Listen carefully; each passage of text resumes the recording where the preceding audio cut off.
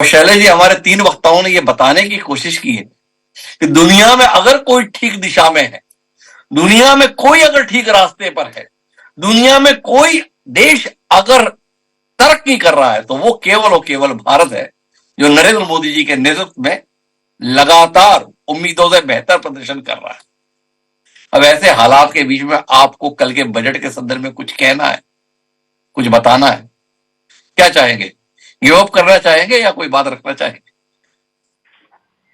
हिमांशु जी, फैज साहब का एक शेर है जी, अजल तो मुफ्त है बदनाम इस जमाने में, कुछ उनसे पूछ जिन्हें जिंदगी ने मारा है। क्या बात। सर, इस देश के 71% लोगों को पौष्टिक आहार नहीं मिलता है। वर्ल्ड हंगर इंडेक्स में हम बांग्लादेश, नेपाल और पाकिस्तान के नीचे भी जा चुके हैं।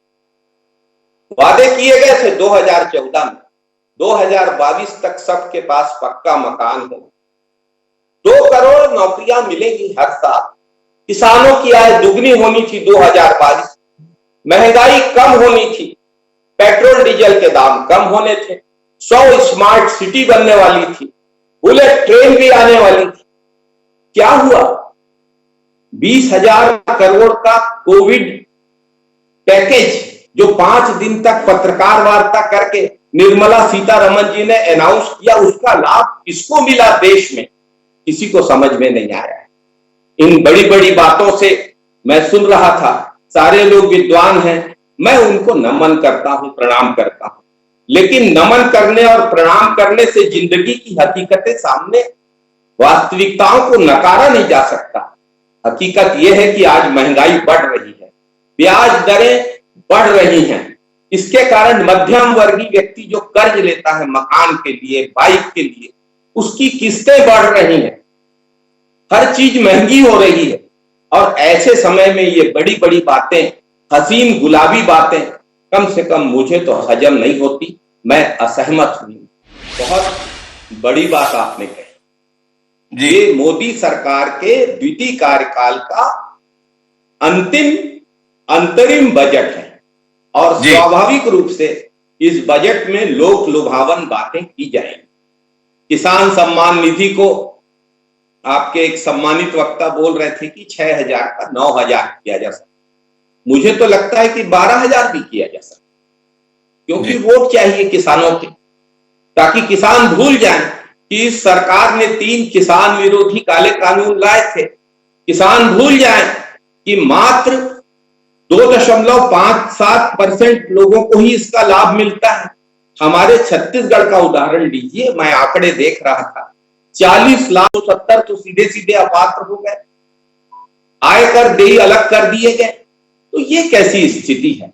और आज देश के जो कर्ज की स्थिति है, हम जीडीपी के 81% कर्ज की स्थिति में जा चुके हैं। 2014-15 में 64 लाख करोड़ का कर्ज था, जो 23-24 के आते तक 173 लाख करोड़ हो चुका है। नोटबंदी जैसी नीतियां, जीएसटी जैसा टैक्स, 1 नेशन 1 टैक्स की बात करते थे, ये तो 1 नेशन 10 टैक्स हो चुका है आज। क्या स्थिति है ये देश की? इस सरकार से कोई आशा नहीं है। और कितने भी लोक लुभावन बजट को कल प्रस्तुत कर ले निर्मला जी, इस देश के आम आदमी का, गरीब आदमी का, मजदूर का, किसान का भला, बेरोजगार का भला होने वाला नहीं है, क्योंकि ये सरकार उसका भला करना ही नहीं चाहती। इस सरकार को तो अपने मित्र 2 उद्योगपतियों के हित से ही सरोकार है और किसी चीज से कोई मतलब।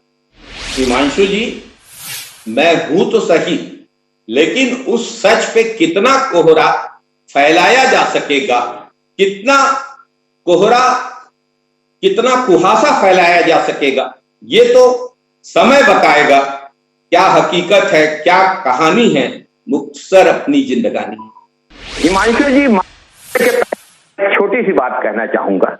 मैं आकाश जी की बात सुन रहा था, उनको देखकर मेरे को एक महामुनि की याद आई थी, महामुनि शाह की, जिन्होंने कहा था जीवन सुखम जीवे घृतम पीवे।